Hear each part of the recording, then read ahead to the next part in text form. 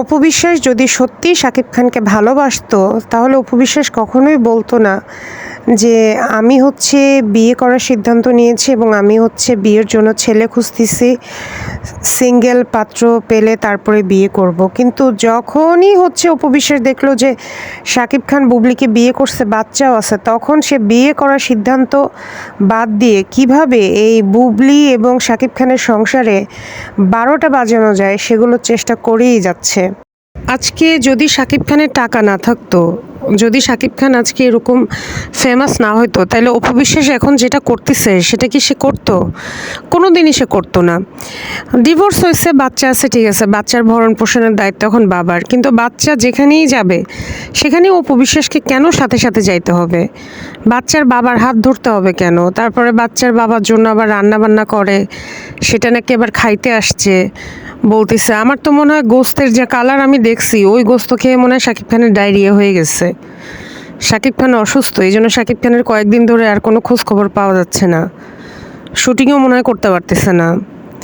তো অপু বিশ্বাস কী প্রমাণ করতে যাচ্ছে? ওনার সাথে শাকিব খানের মানে সব ঠিকঠাক হয়ে গেছে? জীবনেও না, এটা জীবনেও হবে না। কিন্তু হ্যাঁ, যতটুকু বুঝতে পারতেছি যে শাকিব খান আসলে চাচ্ছে না ওনার পাবলিক ইমেজটা ব্যাহত হোক।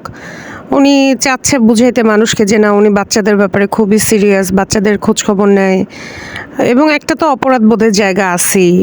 এবং অপরাধবোধও আমি কিভাবে বলি, কারণ বাচ্চাটা নিছেই তো শাকিব খানের অনুমতি ছাড়া, এখন নিয়ে সেখানে হচ্ছে বাচ্চাটা ঘষাই দিচ্ছে শাকিব খানের মাথার উপরে। তো চালাকি তো অপু বিশ্বাসও কম করলো না, ওদিকে ধর্মও চেঞ্জ করলো না, কিছুও না, মানে কিসের জন্য? এবং দেখেন, তাপস বুবলির ঘটনা যে সত্য না এটা তো আমরা বুঝতে পারছি।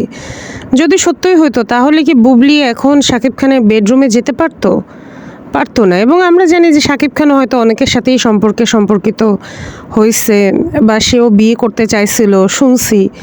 এই বিষয়গুলো না আমার কাছে অনেক জটিল লাগে, যে কিসের জন্য? মানে শাকিব খান কি তার সিঙ্গেল ইমেজ ধরে রাখতে চাচ্ছে, কিন্তু ভিতরে ভিতরে বুবলির সাথে সম্পর্ক চালিয়ে যাচ্ছে?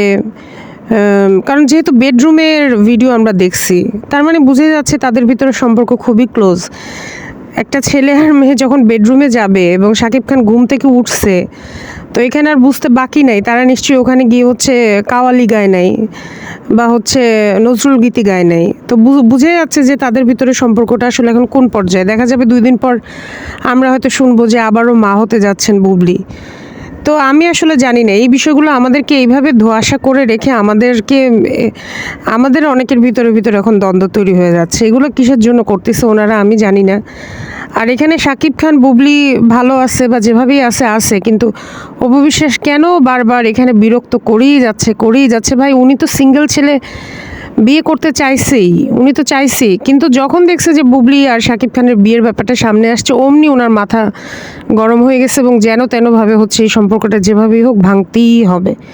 এভাবে করে আর কতদিন? অপু বিশ্বাস যেভাবে ফটোশ্যুট করে, যাদের সাথে চলে, যদি শাকিব খান ওনার বউ, মানে শাকিব খানের বউ উনি হইতোই, মানে বউ তো নাই এখন, বা সম্পর্ক যদি থাকতো, তাহলে অপু বিশ্বাস অবশ্যই ওই ধরনের ড্রেস আপ পরার আগে একবার চিন্তা করতো যে না, এটা তো খারাপ দেখায়। 2 দিন আগেও একটা জায়গায় গিয়ে উনি মঞ্চে নাচছে এবং সেখানে ওনার শরীরের বিশেষ অঙ্গগুলো স্পষ্টভাবে দেখা যাচ্ছিল, যেটা কিনা এই যুগের নায়িকাদেরও দেখা যায় না, নুসরাত ফারিয়া থেকে শুরু করে অন্যান্যদের কথা যদি বলি। কিন্তু উনি অবলীলায় দেখলাম হাজার লাখ দর্শকের সামনে ওইভাবে উনি নেচে যাচ্ছে, এবং এটা মনে হয় 2-3 দিন আগের ভিডিও। কেন রে ভাই? আজকেও দেখলাম মাহফুজ কাদেরীর সাথে উনি ছবি কতগুলো ছাড়ছে, ভিডিও করতেছে, রিলস বানাচ্ছে, সেখানে ওনাকে মানে যথেষ্ট খোলামেলা। উনি এগুলো দেখায় যদি পাবলিকের অ্যাটেনশন নেওয়ার চেষ্টা করে, ভাবে যে না এগুলো দেখালে উনি কাজ পাবে, তা উনি কেন বলছিল যে আমি কখনো অশ্লীলতা করিনি? তো এটা কিভাবে সম্ভব? উনি হয়তো শাকিব খানের কারণে অশ্লীলতা থেকে নিজেকে দূরে রাখছিল, কিন্তু ভিতরে উনি ঠিকই এগুলো ধারণ করছিল সবসময়। তো যাই হোক, আমার এগুলো একদমই ভালো লাগতেছে না। আমার মনে হয় শাকিব খানের এখানে আরও সচেতন হওয়া উচিত, তাকে স্পষ্টভাবে বলে দেওয়া উচিত অপু বিশ্বাসকে যে তুমি আজকের পর থেকে আমাকে আর ফোন দিবে না। যদি কোনো প্রয়োজন হয়, তোমার অ্যাসিস্ট্যান্ট আছে, সে বলবে আমাকে ফোন দিয়ে, অথবা হচ্ছে তুমি ফোন দিলে আমার অ্যাসিস্ট্যান্টকে ফোন দিবা, সরাসরি আমার নাম্বারে তুমি কখনোই ফোন দিবা না। আর জয় তো মাশাআল্লাহ এখন ভালোই বড় হয়েছে, শাকিব খান তো চাইলে জয়কেই ফোন করে সব কিছু জিজ্ঞাসা করতে পারে। তো উনি বারবার কেন কাবাবে হাড্ডি হচ্ছে, আমি তো এটা বুঝতে পারতেছি না।